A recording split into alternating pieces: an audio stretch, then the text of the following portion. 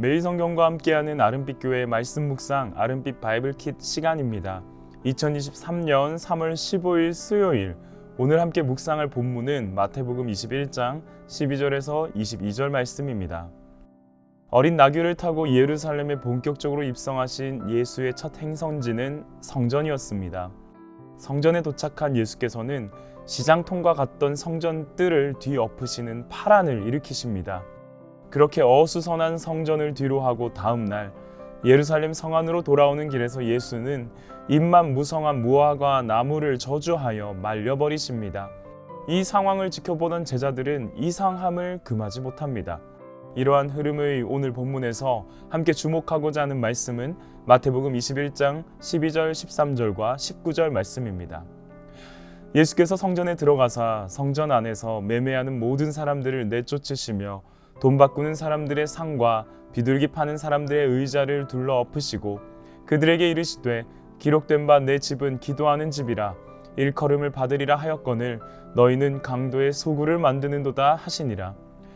길가에서 한 무화과 나무를 보시고 그리로 가사 잎사귀밖에 아무것도 찾지 못하시고 나무에게 이르시되 이제부터 영원토록 내가 열매를 맺지 못하리라 하시니 무화과 나무가 곧 마른지라.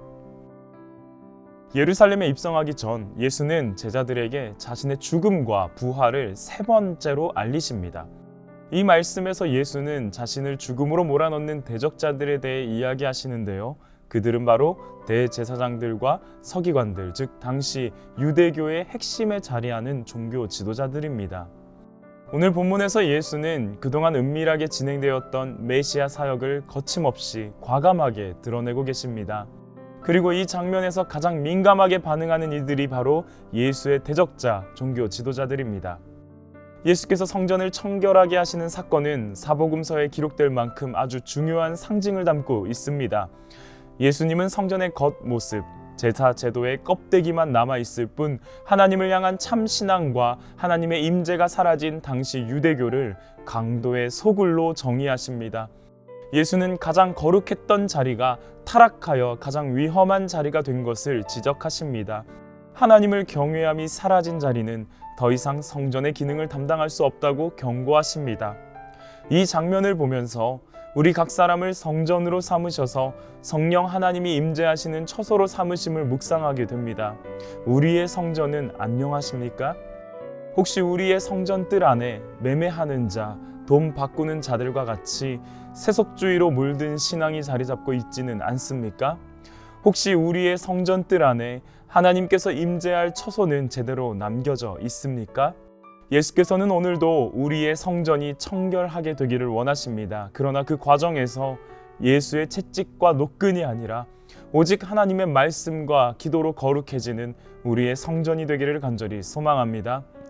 다시 본문의 흐름으로 돌아와서 예수의 이러한 행동은 거침없고 과감했습니다. 그러니 성전과 유대교의 기득권을 쥐고 있던 당대 종교 지도자들은 예수의 행동이 거슬렸고 분노로 치밀러 올랐습니다. 어쩌면 예수의 행동은 예루살렘에 들어서기 이전에 말씀하셨던 바와 같이 자신의 죽음과 부활을 위하여 피할 수 없던 과정은 아니었을까요? 그렇게 한바탕 성전 안에서의 소동이 있은 후 다음날 이른 아침이 되어 다시 예루살렘 성 안으로 들어오는 예수와 제자들은 잎이 무성한 무화과 나무를 발견합니다. 그러나 이상하게도 열매가 먼저 맺히고 잎이 무성하게 자리 잡는 무화과 나무의 특성과는 달리 열매는 발견할 수 없이 잎만 무성한 무화과 나무를 보게 됩니다. 그런데 예수께서는 잎만 무성한 무화과 나무를 저주하셔서 말려버리십니다.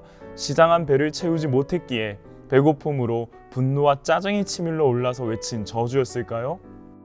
앞서 예수께서는 겉모습만 번지르르한 제사의 제도의 껍데기에만 치중하여 하나님을 참되게 예배함이 없는 성전을 뒤집으셨습니다.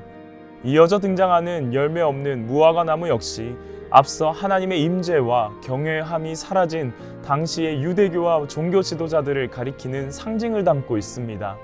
또한 무화과 나무는 포도나무와 함께 이스라엘을 상징하는 대표적인 나무입니다. 나무의 풍성한 열매들은 번영과 축복을 상징하고 있고요. 그것은 오직 하나님과의 올바른 관계에서만 비롯됩니다.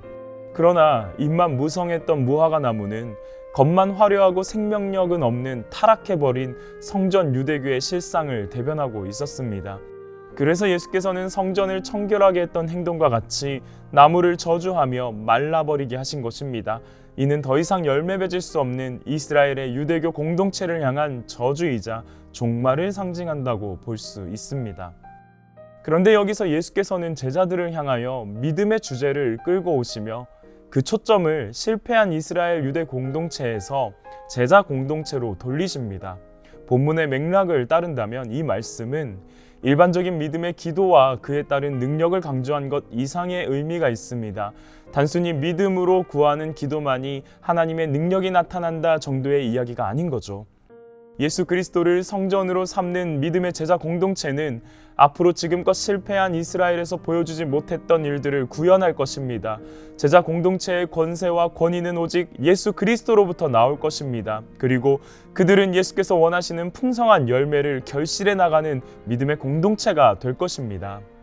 사랑하는 아름빛 교회 성도 여러분, 예수께서는 우리에게도 동일한 요청과 기대 그리고 권위와 권세를 허락해 주셨습니다.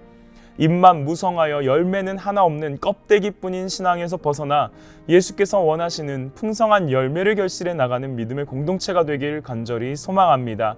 이러한 일들은 겨자씨만한 작은 믿음의 기도로 가능하다는 사실을 신뢰하며 오늘도 우리의 속한 자리에서 믿음에 기반한 기도의 열매, 예수 그리스도의 마음을 시원케 해드리는 열매를 맺어가는 우리 되기를 진심으로 기도합니다. 함께 기도하겠습니다.